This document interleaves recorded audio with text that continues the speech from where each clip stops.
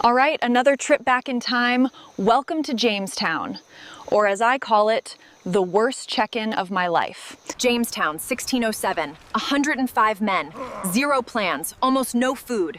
The US literally started in survival mode. 7 days, no hotel, no delivery apps, just me, the 17th century, and the most motivated mosquitoes in American history. The Susan Constant, the ship that brought the colonists, 115 feet, 105 men, 18 weeks at sea. My closet at home has more space. And it definitely smells better. History class omitted this. 105 men, 18 weeks, 1 bucket. I don't need to elaborate. History stinks. DA1, feet in the sand.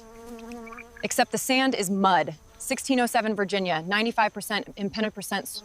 I have never experienced anything like this. They are literally eating me alive out here. The colonists heard Virginia was a paradise of gold, but they found a land that didn't want to be colonized. Jamestown Fort, a wooden triangle. No architect, no blueprints, no Google reviews. Let me introduce you to the captain, the reason Disney exists. Great presence. Contingency plan? Absolutely none. First colonial lunch, hardtack. A flour and water biscuit hardened for weeks. No salt, no butter. The colonists wanted gold. The Indians had lived here for millennia. And so, American history begins. First night in Jamestown, sleeping on dirt, animal skin blanket, forest noises that are definitely not bears, definitely. Day 2, woke up with 47 mosquito bites, and Jamestown is basically a spa, but in reverse. Morning task, fetching water. 2 miles to the river. No stainless steel bottle, no GPS. Let's do this. The collective bathroom was a hole in the ground 50 meters from the fort. Privacy was a luxury around here. Learned how to make fire with flint today. Took me 42 minutes. The colonists did this every single day. The tension is palpable. The colonists want trade. The locals want them gone. Dinner, unseasoned boiled venison. But I ate it because the alternative was starving in a Virginia swamp. Rain at night. The fort leaks like a historical sieve. I slept wrapped in deerskin, completely soaked. Day 3. My hair has autonomously decided to become an independent ecosystem.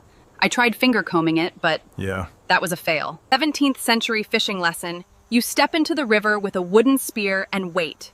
Patience is the only skill required. I caught a fish. He looked at me, I looked at him. It was a profound moment. Then I took him.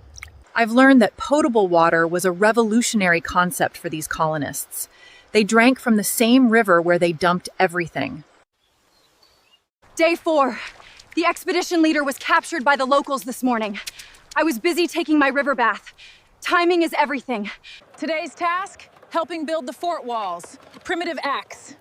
Oak logs. A back that never asked for any of this. Found some herbs in the forest. Don't know the botanical name. They smelled vaguely like mint.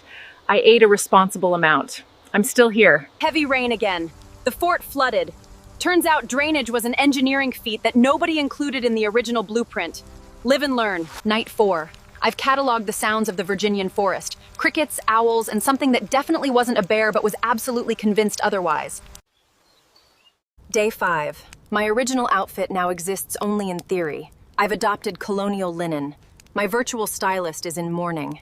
I learned how to make pottery with river clay today. My pot turned out lopsided but absolutely functional. Much like me after 5 days here. Today is the first official organized contact between the colonists and the Powhatan people.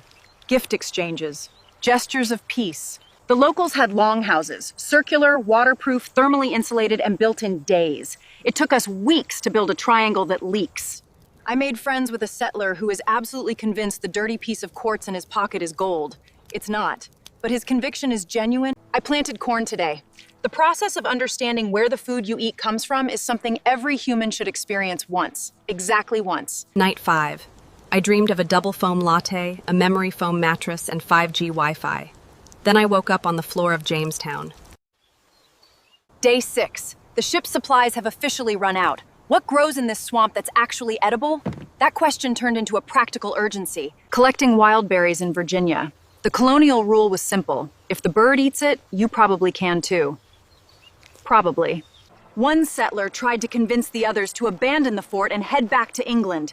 The conversation ended before it even started. When the alternative is a 3-month ocean crossing, even a swamp with mosquitoes feels like home. I learned how to braid rope from corn husks today. Usefulness, absolute. The 17th century had no room for things that didn't work. I helped treat a sick settler with an herbal poultice I learned how to prepare. It worked. Partially. But it worked. These men did this for years. Not as a 7-day challenge. As life. With no end date. That changes everything. Final day. I woke up before dawn without an alarm, and my body now runs on the same clock as the sun. I walked the perimeter of the fort this morning. Crooked in some spots. Stronger than it looks. I helped build this. It's not the Colosseum. But it was the most that was possible here. And that is enough.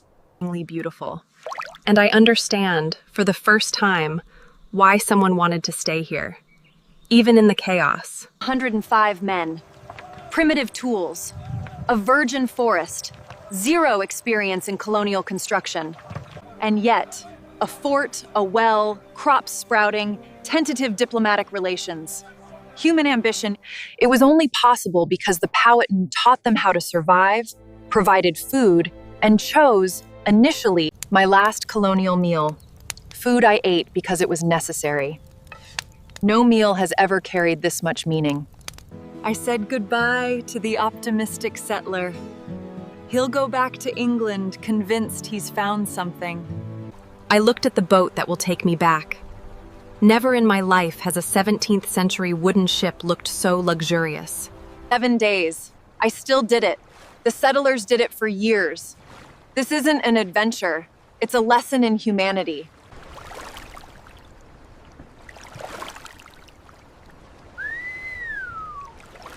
Jamestown wasn't a story of brave English heroes. It was a story of desperate humans in a place that wasn't theirs. What the settlers built here became the United States of America. This was the beginning that started it all. I'm back on the modern ship. The running water in the bathroom literally made me cry. Luxury, I understand now, is relative. First modern coffee post-Jamestown. Hot. With milk. With foam. My relationship with caffeine has reached a new dimension. What I learned in 7 days: making fire, fishing, smoking meat, making functional pottery, braiding rope, planting corn, surviving. I lost count. Day 1, Maya arrived here worried about her hair. Day 7, Maya arrived at Jamestown and left with survival skills. Jamestown survived. The colony grew. Virginia became a state, and the Powhatan Nation became part of history. If you've made it this far, subscribe. Because history is alive, and it is our most powerful compass. The lesson of Jamestown is about what humans do when they have no alternative. They adapt, they collaborate, they resist, and they build. 1607. 105 settlers. 1 colony.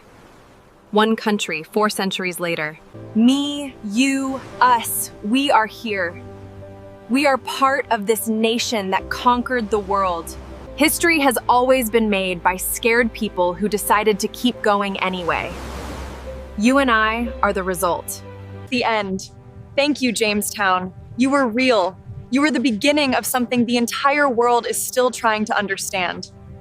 Thank you too for joining me on this journey. And if you've subscribed, I'll see you in the next video.